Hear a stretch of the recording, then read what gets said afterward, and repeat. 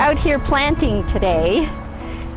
My daughter and I saw the sign at the post office that it was time to plant the daffodils, and we thought we need to do this. We love seeing them every spring, and we thought this is something we need to do to be a part of our community. So we're here planting on this gorgeous day in December.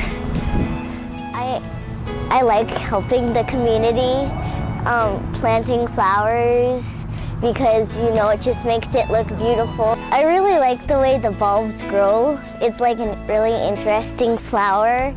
Like all the other flowers are just little seeds. And then I just like the shape of this. These bulbs, it's like, when you look at them now, they don't look like that much, but when they come out of the ground, they're going to be beautiful. Here we are. We've got 2,143,719 daffodils in the ground. And today we're putting in another, I'd say 500. And it's just a glorious thing to do, you know, watching the eruption in the spring of these flowers all over the place. It just makes me want to smile. The whole concept of the Daffodil Project, I honor the people who have tirelessly been involved in it for years and years, and the beautification of the community in a natural way. And every spring, as I drive around Julian, I'm filled with gratitude for these people who've shown up year after year.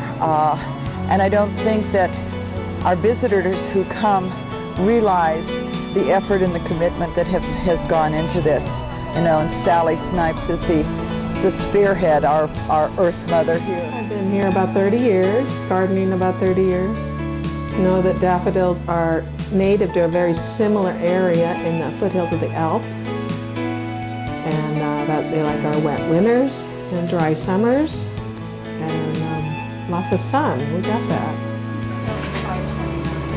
Well, that's right, because I came up with some cash and you had some left over. Okay. So the next thing from UPS should be 26 boxes, so 50 each. Great. Probably. And I think it belongs to that guy up there. It's not Dick Davis anymore. But all these trees don't leaf out until about May.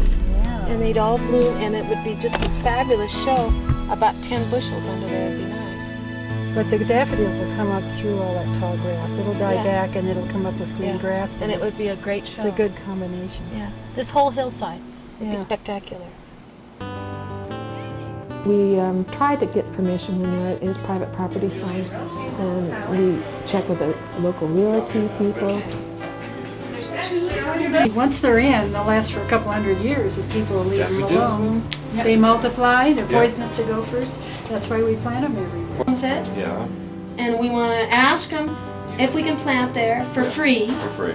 And if it's this parcel, this same owner, we want to know, because then if it is, it might not be a buildable place. It is. Okay, I know what you're after. I'll check into it for you. Okay.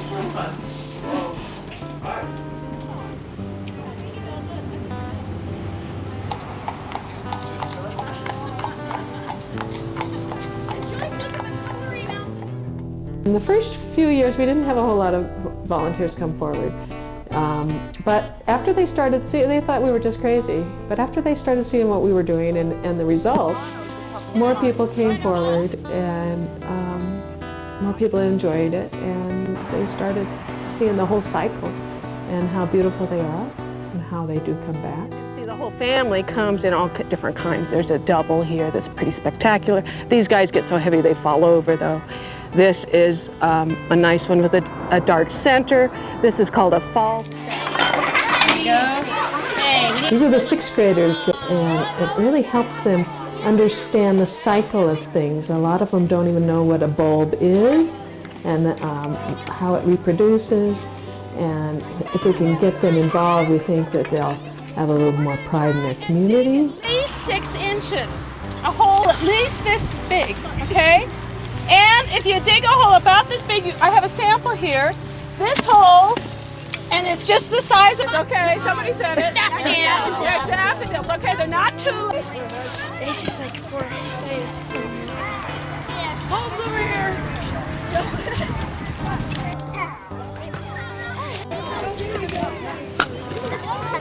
Excuse me.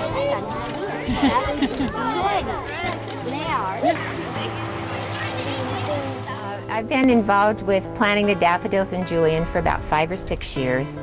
I love doing it every year. I call them the early Easter eggs because you plant them in the fall and they surprise you the first early spring with all their golden glory.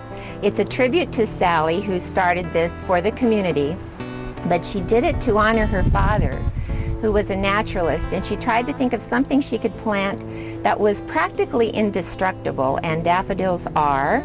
Gophers won't eat them, the deer won't eat them, the humans love them. And so she has not only honored her father, but she has inspired a whole community to take part in a project that beautifies the place where we all live and enjoy. That Pine Hills Corner was probably 1992, and it's come back with wonderful vigor every year. Yeah. So not every place they're happy, but when we find a happy spot, they really multiply. The season can last from, say, the end of January all the way through into April.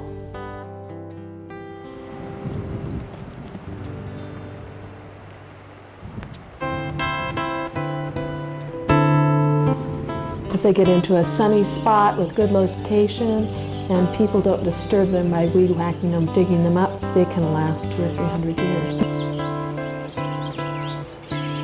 They do. They are the flower of hope. And they do rise up even when they get beaten down by the snow. So it can be a very never-ending story.